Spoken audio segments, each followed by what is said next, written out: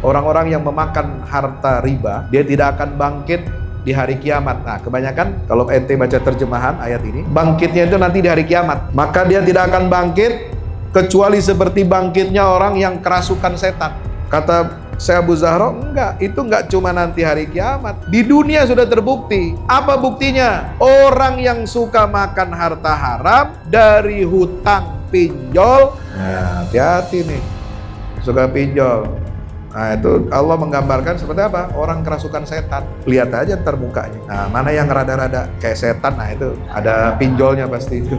Ya. Nauzubillah min. Perilakunya udah kayak setan, kerasukan setan. Itu nanti bangkitnya itu bukan cuma di hari kiamat.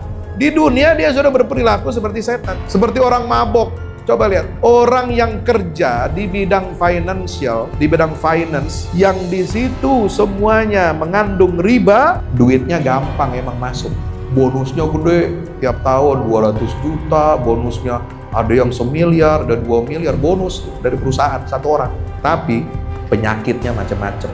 Habis duit buat bayar rumah sakit. Bininya dijambret sama orang, hilang perhiasannya, macam-macam. Gampang duitnya masuk. Itu ibarat kata orang Betawi, duit setan dimakan genderuwo. Kata Syekh Abu Zahra, orang yang suka bertransaksi, misalnya Deng,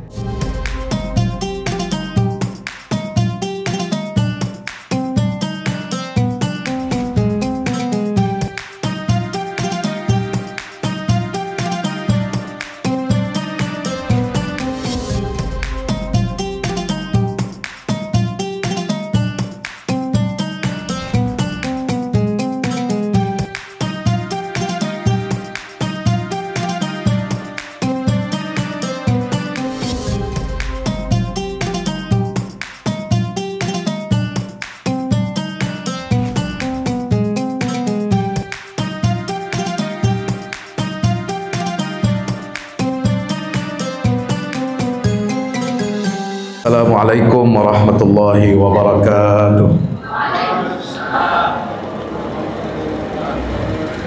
Cuacanya enak untuk bersandar dan tiduran. Betul? Alhamdulillah. Tapi alhamdulillah para pesertanya masih semangat. Ya, walaupun saya datang agak terlambat ini, mohon maaf.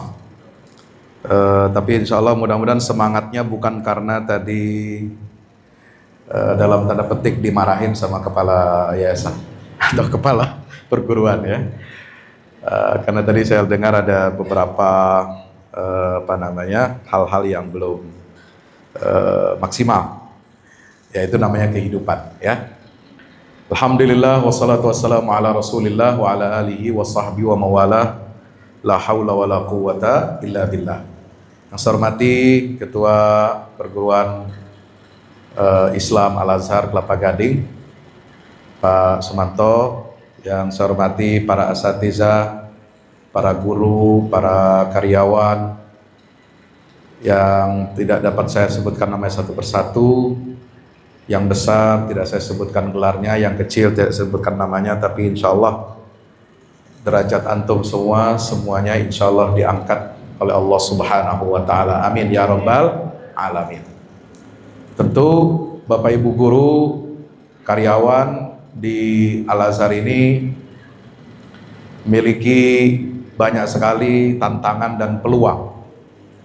Ya, tentu saja peluang yang paling besar adalah peluang untuk menciptakan amal soleh, sebagaimana yang tadi disampaikan Pak Ketua.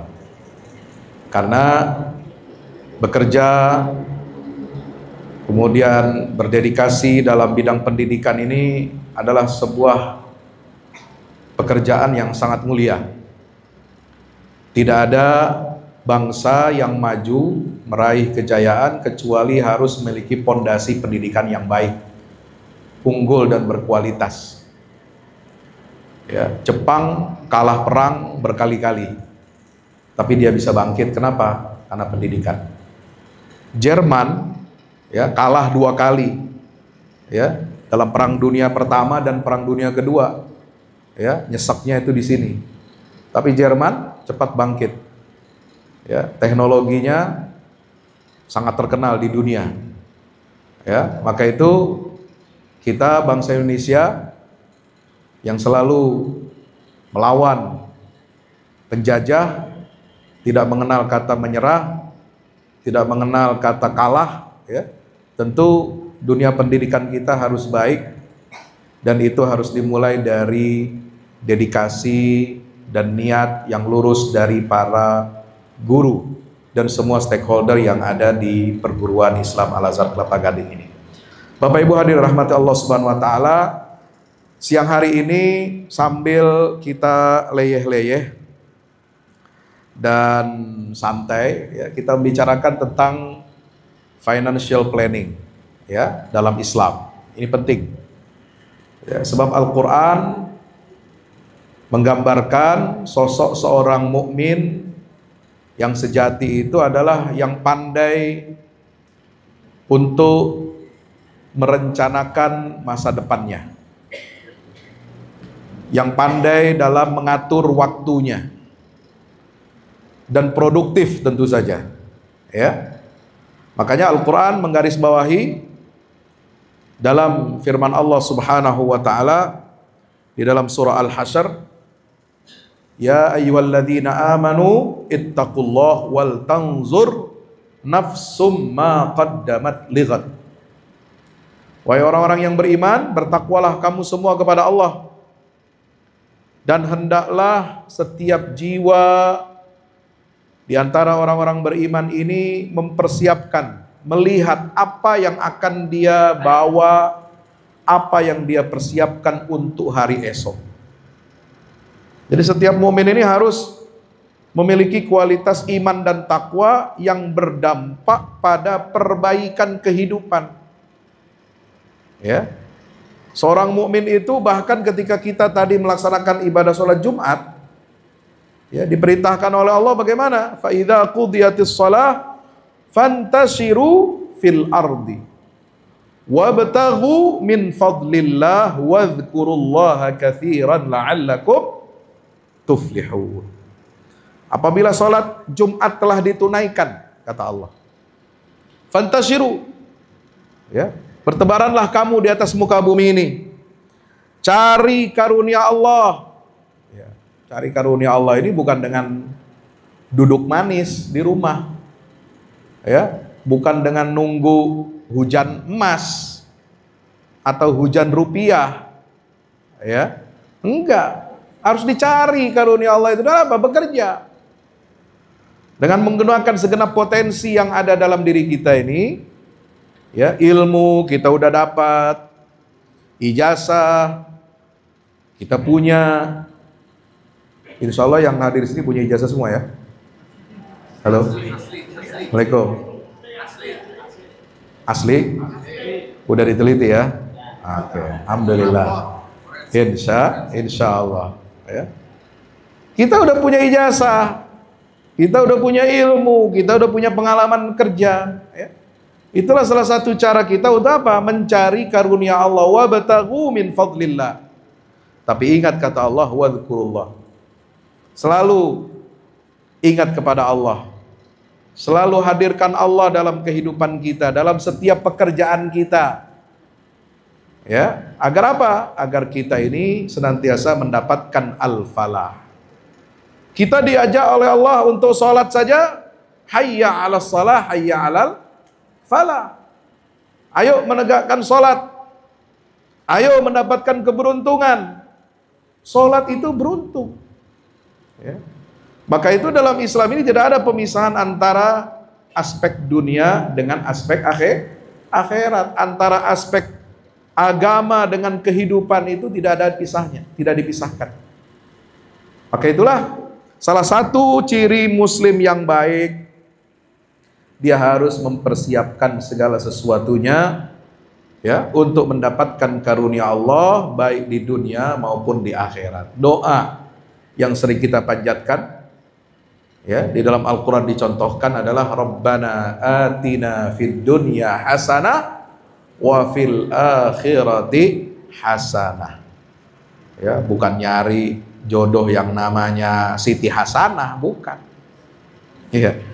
Atau punya kartu kredit Hasanah Card, bukan. Ya, tapi kebaikan karunia dari Allah Subhanahu wa taala ini, ya, kita mendidik anak itu adalah sebagai hasanah, investasi kita. Kita mengajar peserta didik itu adalah investasi kebaikan buat kita.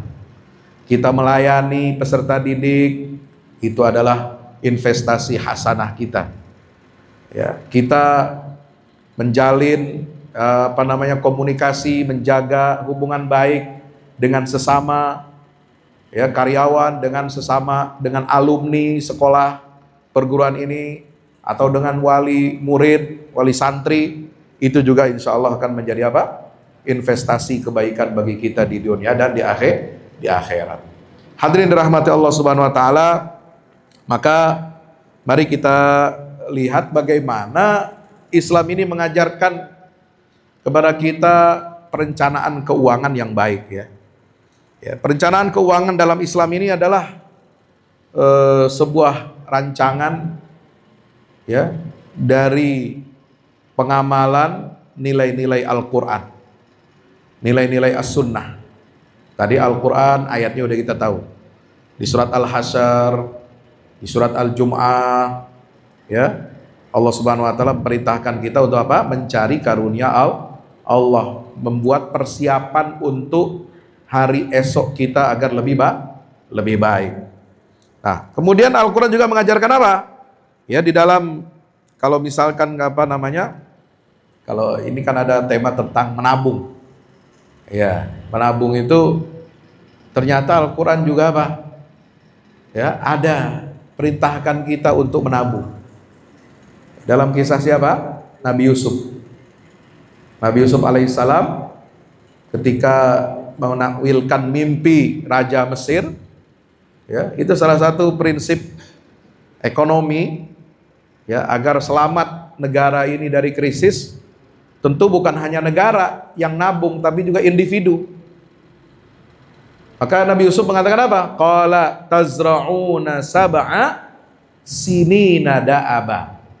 Nah, itu di surat apa? Yusuf ayat 47. Yusuf berkata, tazra'una sab'a sinina da'aba. Kamu kalau mendapatkan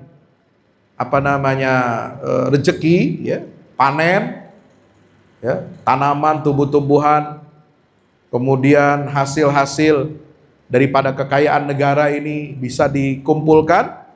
Tazra'una sab'a sinin, kalian harus bekerja keras selama 7 tahun menanam berturut-turut. Da'aban sebagai sebuah kebiasaan. Nah, ini. Jadi Al-Quran mengatakan apa? Menanam itu harus menjadi aktivitas habit kita. Ya, menanam. Apakah itu menanam hal-hal yang kecil berupa kebaikan-kebaikan, maupun menanam dalam bentuk fisik.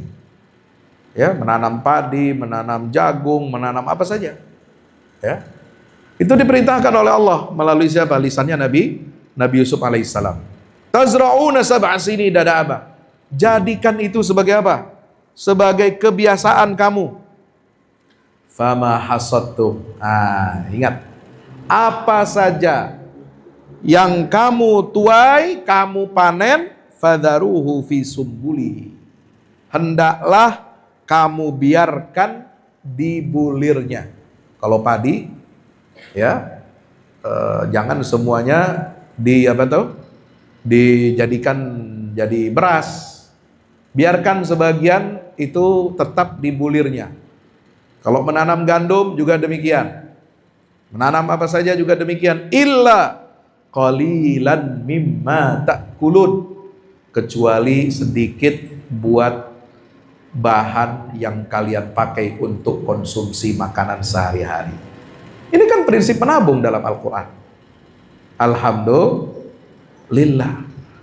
Jadi Al-Quran ini bukan hanya ngatur kita soal ibadah mahdhah, bukan hanya sholat fardu, bukan hanya sholat sunnah, ya, hubungan kita hablum minallah, tapi juga hubungan kita hablun minan nas, mengatur kehidupan kita juga di dunia.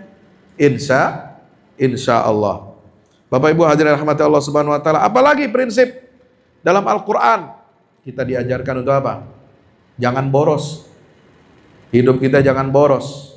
Ya, jangan besar pasak daripada tiangnya. Ya, maka Allah Ta'ala berfirman di surat Al-Isra, wala tubadzir tabdzira innal mubadzirina kanu ikhwanas syayatin. Ya, jangan kamu berbuat tabdzir. Tabdzir itu pemborosan. Kenapa? Karena orang-orang yang suka berbuat boros, mereka itu adalah saudara-saudaranya setan. Itu. Ini baru ayat-ayat Al-Quran. Sudah dicatat? Sudah dicatat belum? Hah? Apa saja ayatnya tadi? Nah, tolong diingat, dicatat ya. Nah, yang kedua, apa ini dari sunnah? Sunnah Nabi ini juga mengajarkan kepada kita.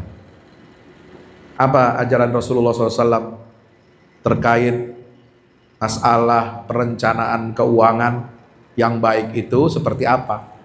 Ya, Nabi ini uswatun hasanah. Nabi ini teladan yang sempurna buat kita. Beliau itu teladan bukan hanya dalam urusan kesalehan, ketakwaan, ya, dalam urusan dunia, dalam urusan akhirat, sholat, puasa, zakat, haji, ya, kemudian apalagi kebaikan-kebaikan yang bersifat ukhrawi. Tapi Rasulullah juga adalah sebagai tauladan bagi kita semua dalam menata kehidupan. Apa diantaranya? Nabi SAW mengajarkan, memberikan contoh tauladan kepada kita, ya, dalam urusan keuangan. Ya, satu, menghindari hutang. Ya, apa kata Rasul SAW dalam sabdanya? Nafsul mu'min mu'allaqatun bidaini. Jiwa seorang mukmin itu nanti akan menggantung. Ya, menggantung. Ya, kenapa? Karena sebab dia punya utang belum bayar. Hatta yaqda anhu. Sampai ada orang yang melunasi hutangnya. Sampai dia melunasi hutangnya atau dilunasi hutangnya oleh kerabatnya, oleh anggota keluarganya. Ya, ini hadis riwayat Imam At-Tirmidzi. Ya, hadis nomor berapa? 1078. Ini. Jadi hidup kita ini jangan berat sama utang. Ya, jangan berat sama hutang. Oh, Pak Ustadz gampang. Kan Nabi bilang sampai ada yang melunasi. Ntar juga ada keluarga yang melunasin. Iya, kalau ada. Kalau keluarganya ikhlas. Ya, kalau keluarganya nggak ikhlas bagaimana? Ya, ada warisan nih. Biasanya orang nanti bayar utang kalau udah mati nunggu warisan. Ya, ada yang begitu kan? Wah, nanti diumumkan ketika sholat jenazah kepada jamaah, harap merelakan memaafkan dosa-dosa kesalahan almarhum. Siapa yang punya kaitan dengan utang piutang dengan almarhum, tolong menghubungi ahli waris. Ya, itu kalau ahli warisnya sadar. Ya, kalau ahli warisnya mau ketimpahan lunasin utang. Ya, kalau utangnya lebih gede dari warisannya bagaimana? Nah, siapa yang mau bayar? Oh, enggak, ahli warisnya lah. Bagian gua ntar keambil, kekurang ya. Bagiannya dapat misalnya masing-masing anak laki-laki dapat 10 juta atau dapat 20 juta. Yang perempuan setengah dari anak laki-laki, ya. Tiba-tiba utangnya lebih besar daripada apa? Harta waris yang ditinggalkan. Ya. Misalnya apa? Harta warisnya ya misalnya harta warisnya 100 juta. Tapi hutangnya kemudian ada tercatat 70 juta. Kesian ahli warisnya. Ya, cuma dapat 30 juta, itu pun dibagi-bagi. Masya Allah. Ini orang kalau begini udah bikin ya susah hidupnya di dunia dan bikin susah orang lain setelah dia mati. Nauzubillah min dzalik. Maka Nabi SAW wanti-wanti kita jangan suka berhutang. Kenapa? Kalau kita nggak bayar hutang kita, itu jiwa kita, nyawa kita itu akan apa? Tergadai, akan menggantung, ya, nggak diterima sama Allah. Amal kita nggak diterima sama Allah.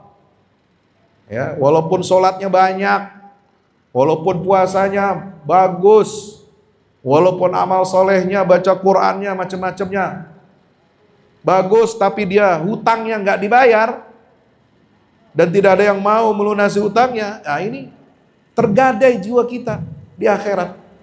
Nauzubillah min zalik. Ya. Yang kedua kata Nabi SAW, dalam salah satu praktek perencanaan keuangan itu Nabi SAW mengajarkan apa? Ya, selain kita menjauhi hutang, itu untuk menambah dan meningkatkan keberkahan harta kita, itu dengan apa? Dengan sedekah. Insya Allah. Ya. Makanya Nabi SAW bersabda bagaimana? Ma naqasa malun min sadaqah. Dalam hadis riwayat Imam Muslim nomor 2588, Rasulullah SAW bersabda, harta kita itu tidak akan berkurang nilainya, nominalnya gara-gara sedekah, enggak. Ya, sebab sedekah ini punya matematika sendiri.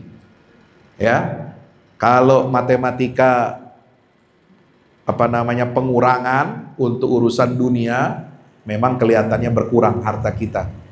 Kalau kita bersedekah, kita punya uang hari ini, ya bapak-bapak di sini dibekelin bininya berapa duit? Halo, Assalamualaikum.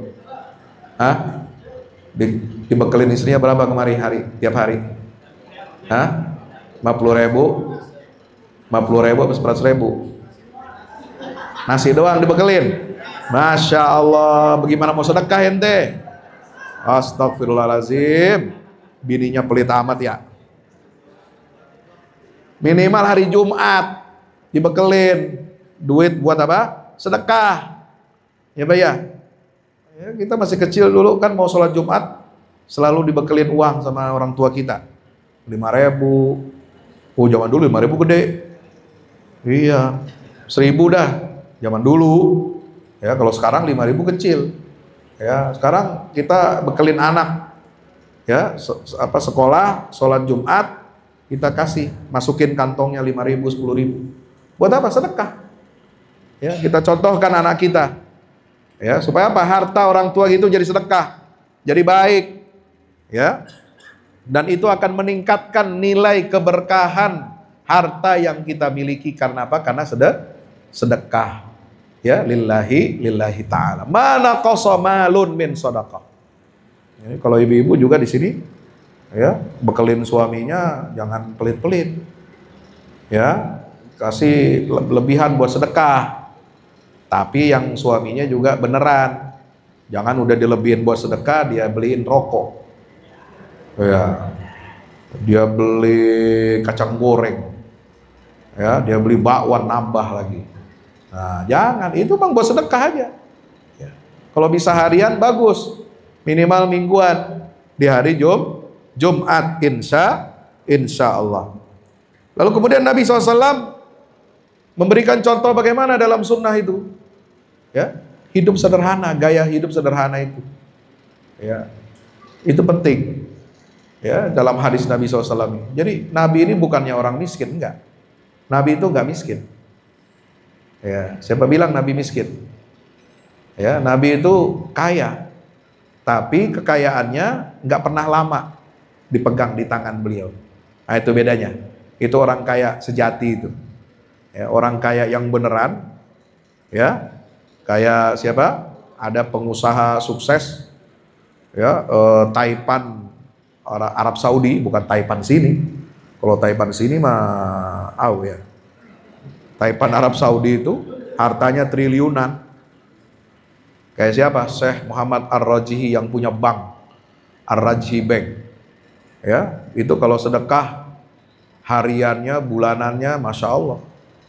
Makanya nggak heran kalau bulan Ramadan, ya, Anda pergi umroh, buka puasa di Masjid Nabawi atau Masjidil Haram, suka ada bingkisan makanan sama duit di dalam plastik makanan. Ya, duitnya itu pecahan 500 real. Ya, 500 real lebih dari 100 dolar. Itu 1 jam 1 orang. Bagaimana dengan jumlah jamaah yang ada di situ, berapa ribu orang itu? Masya Allah. Ada juga yang pernah dapat pecahannya uang dolar. Ya, nggak ada ngasih 1 dolar, nggak ada. Ya, 1 dolar sama kita. Ya, ini 100 minimal itu pecahannya dikasih. Masya Allah gitu ya. Itu orang kaya begitu. Kenapa? Karena dia apa? Dia menerapkan gaya hidup sederhana ala baginda Rasulullah SAW. Ya, dia senantiasa bagaimana? Memiliki kecukupan rizki dan senantiasa memiliki sifat qanaah. Insya Allah.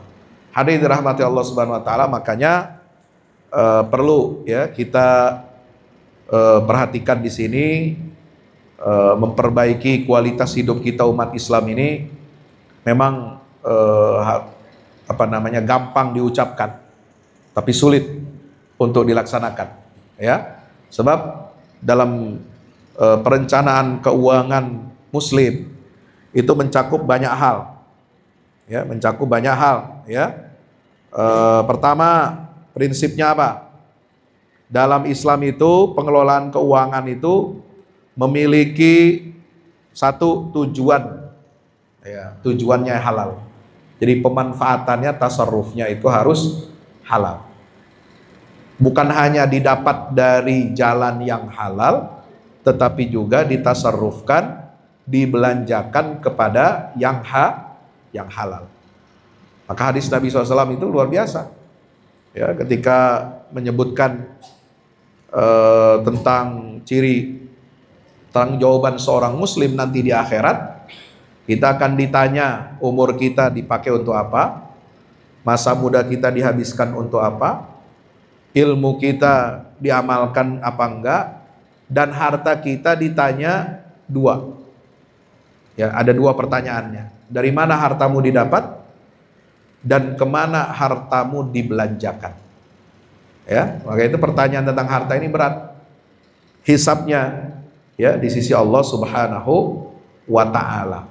Kita mungkin pertanyaan hisab kita tentang sholat lulus, pertanyaan kita tentang sedekah lulus, tapi ketika pertanyaan tentang harta, nah ini ngeri-ngeri sedap, ya kan? Sampai petugas aja pingsan ngelihat duit 920 miliar. Iya. Pernah megang duit 1 miliar nggak? Hah? Pernah megang? Ya, ngimpi aja, ngimpi ya.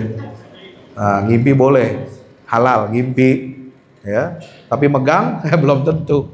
Ya, megang duit 100 juta aja kayak gemeter ente.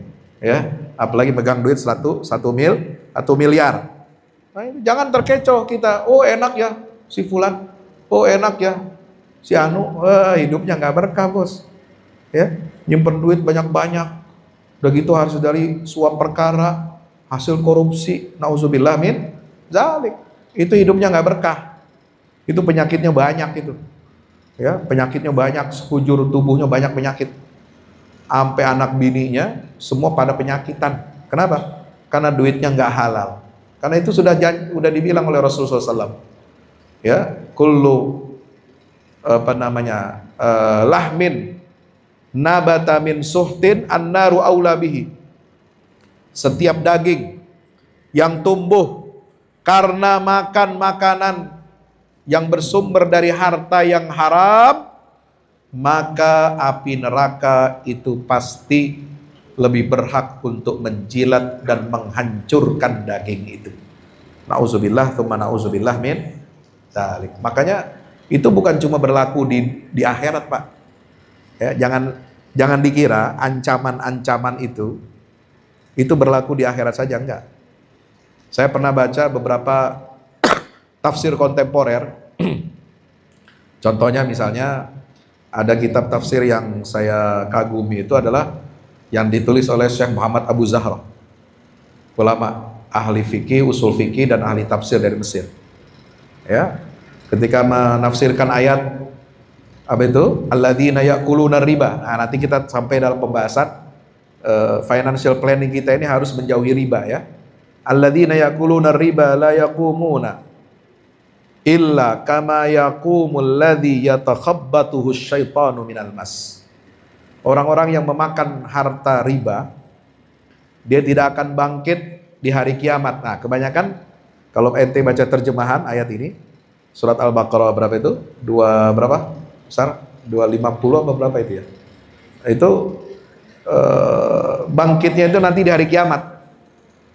Ya, maka dia tidak akan bangkit kecuali seperti bangkitnya orang yang kerasukan setan. Kata Syekh Abu Zahra, enggak, itu enggak cuma nanti hari kiamat. Di dunia sudah terbukti. Apa buktinya? Orang yang suka makan harta haram dari hutang pinjol. Halo, Assalamualaikum. Nah, hati-hati nih, suka pinjol. Nah, itu Allah menggambarkan seperti apa? Orang kerasukan setan. Lihat aja ntar mukanya. Nah, mana yang rada-rada kayak setan, nah itu ada pinjolnya pasti itu. Ya, nauzubillah min. Perilakunya udah kayak setan, kerasukan setan. Itu nanti bangkitnya itu bukan cuma di hari kiamat. Di dunia dia sudah berperilaku seperti setan. Seperti orang mabok. Coba lihat. Orang yang kerja di bidang financial, di bidang finance, yang di situ semuanya mengandung riba, duitnya gampang emang masuk.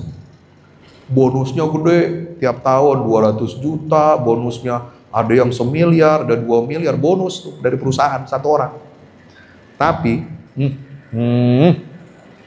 penyakitnya macam-macam. Habis duit buat bayar rumah sakit.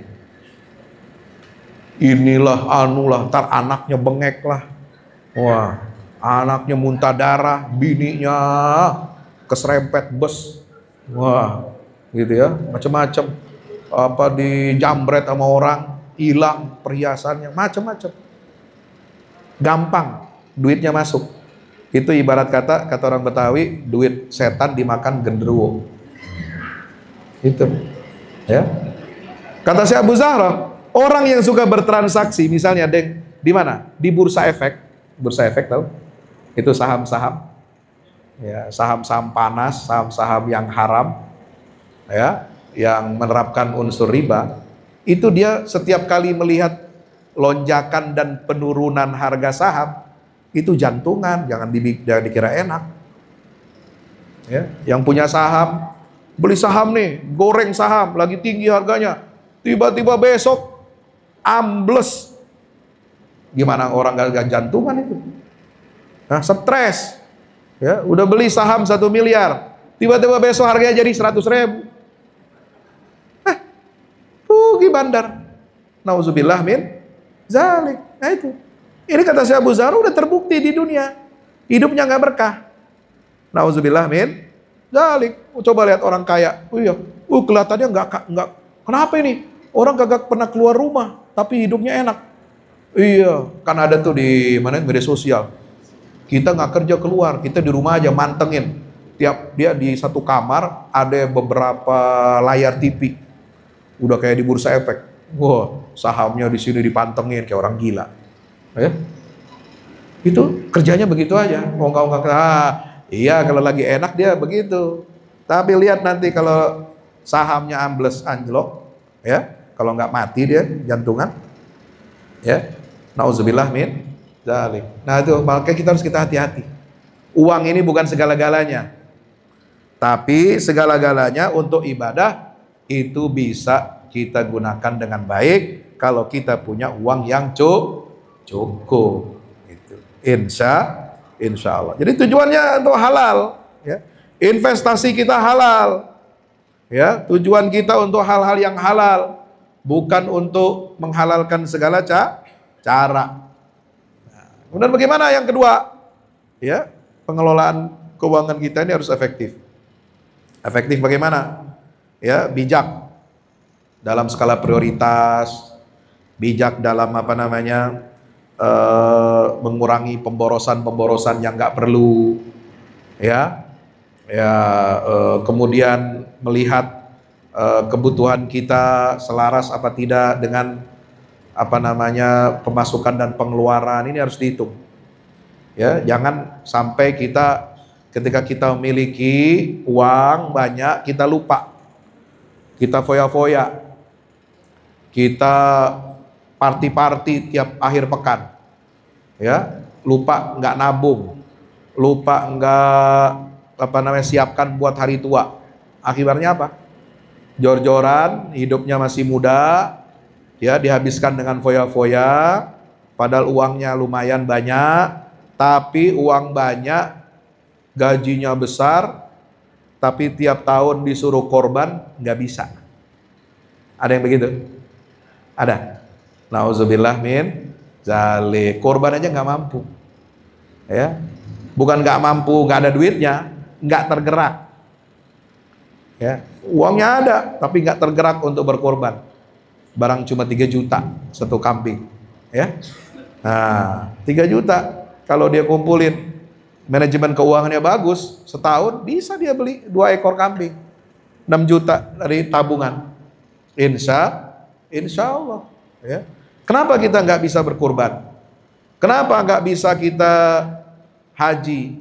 Ya, karena kita salah dalam mengelola keuangan kita. Nah ini, maka itu semakin kita dewasa, semakin kita cerdas.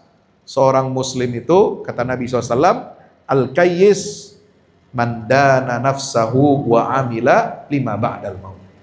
Orang yang cerdas, bijaksana itu siapa?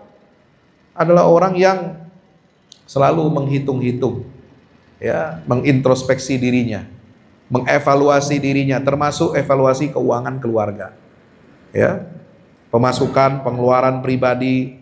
Nah, itu harus kita perhitungkan dengan baik. Insya Allah. Wa amila lima ba'dal maut, dan kita bekerja untuk mempersiapkan kehidupan kita nanti setelah mati. Jadi yang dipikirin oleh orang muslim ini, itu pikirannya nggak sederhana seperti orang kafir. Kalau orang kafir punya uang, ya, dia habiskan di foya-foya selama dia hidup di dunia aja. Kenapa? Karena dia nggak percaya akhirat. Ya, kalaupun ada akhirat bagi mereka, ya, itu katanya udah ada yang jamin pasti masuk surga. Ya, udah ditebus sama juru selamat. Ya, untungnya juru selamat bukan juru parkir. Ya, siapa mau juru parkir ngasih selamatin nanti di akhirat, kan begitu. Ya, makanya dia tenang aja, di dunia mau ngapain aja bebas. Udah jamin masuk surga, katanya begitu.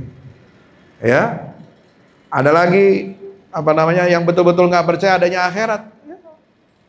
In hiya illa hayatud dunya namutu wa nahya wa ma yuhlikuna illa dahar, kata Allah dalam Al-Quran. Perkataan orang kafir, dia mengatakan hidup kita ini cuma di dunia saja. Kita hidup, kita mati, setelah itu udah selesai. Tidak ada yang dapat membinasakan kita kecuali waktu. Habis ajal kita, udah selesai. Ya, nah itu. Nah, orang muslim nggak begitu. Orang muslim ini, dia berpikir, dia merancang masa depannya bukan hanya untuk hidup di dunia, tapi untuk hidup di akhirat. Apa yang dia persiapkan untuk amal soleh buat di akhirat? Ya, itu juga dipikirin, masuk dalam perencanaan keuangan kita. Insya Allah.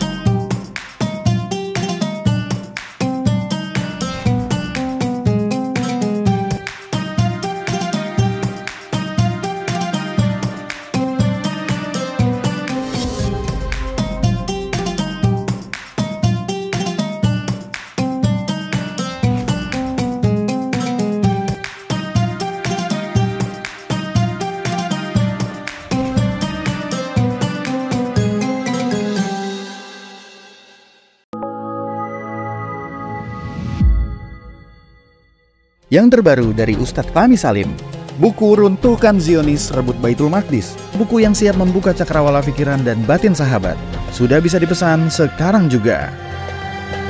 Hasil yang dicapai para mujahidin dalam pertempuran Badai Al-Aqsa 7 Oktober 2023 memiliki arti penting ataupun nilai strategis, bukan hanya dalam pembuktian bahwa kekuatan Israel bisa dikalahkan bahkan oleh pihak yang memiliki persenjataan jauh di bawahnya, melainkan juga dalam menyadarkan dunia Islam, terutama para pemimpinnya yang memilih menjadi penonton ketimbang membantu sesama saudaranya. Buku ini adalah salah satu bentuk dukungan dan ikhtiar dengan niat berjuang bersama-sama dengan mujahid Palestina. Tak sekedar memberikan informasi, membeberkan fakta atau data kepada khalayak di Indonesia. Buku ini juga hadir untuk meluruskan tudingan bahkan fitnah terhadap para pejuang di sana. Betapapun kita berada jauh dari Al-Quds, melalui buku ini kita akan dapatkan bagaimana kita bisa memperoleh pahala yang sebanding dengan para pejuang di garda terdepan di negeri perlawanan Palestina. Dapatkan buku Runtuhkan Zionis Rebut Baitul Maqdis segera.